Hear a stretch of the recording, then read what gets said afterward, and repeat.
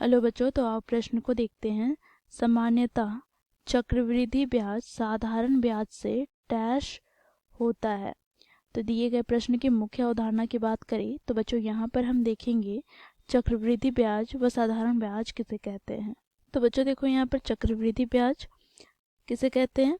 तो देखो यहाँ पर जब किसी व्यक्ति या बैंक से ली गई धन राशि या ब्याज समय पर ना देकर उसे धन राशि में अर्थात मूलधन में जोड़ दिया जाता है और फिर उस धन राशि पर ब्याज लगाया जाता है, तो उस ब्याज को बच्चों हम चक्रवृद्धि ब्याज कहते हैं। अब बच्चों इसे हम उदाहरण के तौर पर समझते हैं। तो बच्चों देखो, यदि कोई व्यक्ति बैंक से 100 रुपये कर्ज लेता है। अब बच्चों देखो, यदि वह व्यक्ति चाहता है कि हम इसे दूसरे वर्ष में ही पूरा पैसे वापस कर दे बैंक को, तो यहाँ पर 10% के वार्षिक दर पर वो 100 रुपये कर्ज लेता है।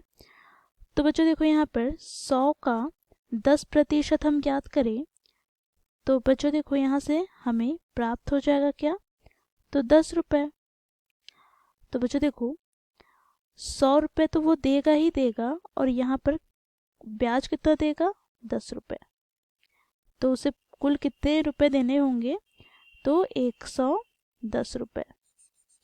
अब बच्चों देखो, ये दूसरे वर्ष में ना देकर वो तीसरे वर्ष में देना चाहता है, तो तीसरे वर्ष में वो कैसे दे पाएगा। तो देखो यहाँ पर तीसरे वर्ष में भी 10% का वार्षिक दर है। अब बच्चों देखो यहाँ पर मूलधन पर 10% का वार्षिक दर लगे तो यहाँ से हमें प्राप्त हो जाएगा। देखो अब ये जो धन 110 रुपये है वो अब मूलधन हो जाता है, क्योंकि यहाँ पर ब्याज मूलधन पर अर्थात धनराशि पर जुड़ जाता है, क्योंकि वो समय से धन नहीं दे पाया। तो 110 का हम 10% ज्ञात करेंगे तो यहाँ से हमें प्राप्त हो जाएगा। देखो यहाँ पे 1 शून्य से 1 शून्य कट जाएगा, 1 शून्य से 1 शून्य, तो यहाँ पर 11 रुपये। तो बच्चों देखो यहाँ पर पहले का क्या है, 110 रुपये, अब यहाँ पर 11 रुपये और इसे देना पड़ रहा है। तो यहाँ से हमें तीसरे वर्ष में देना पड़ेगा कितना, बैंक को वो कर्ज वापस करना होगा। तो देखो यहाँ पर इसे हम जोड़ लेते हैं, तो 0 + 1 1, 1 + 1 2 और 1, तो 121 रुपये देना होगा तीसरे वर्ष में।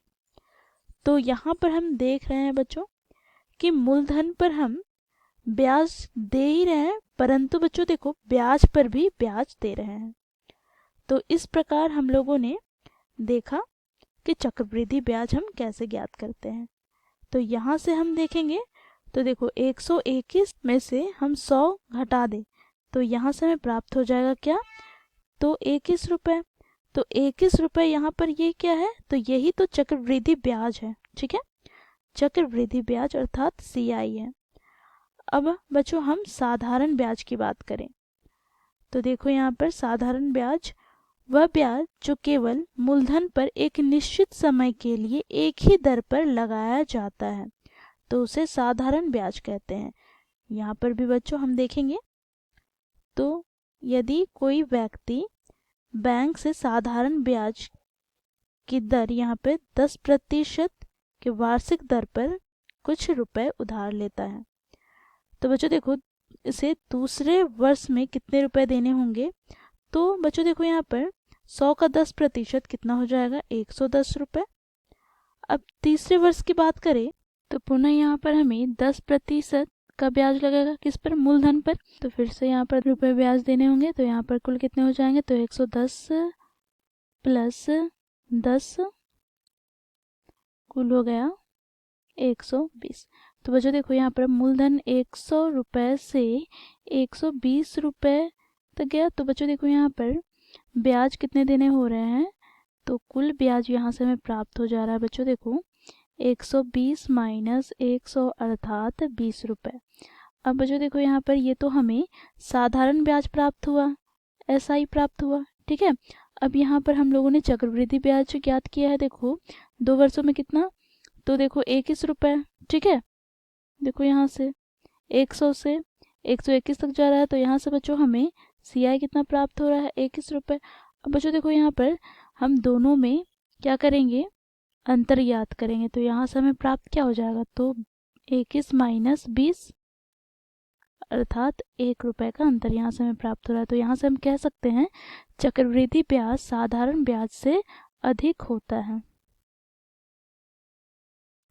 देखो यहाँ पर एक अधिक है, तो मुख्य धारणा की सहायता से इस रिक्त स्थान पर हम लोगों ने लिखा चक्रवृद्धि ब्याज साधारण ब्याज से अधिक होता है। तो आशा करती हूँ आप लोगों को यह प्रश्न समझ में आया होगा। धन्यवाद।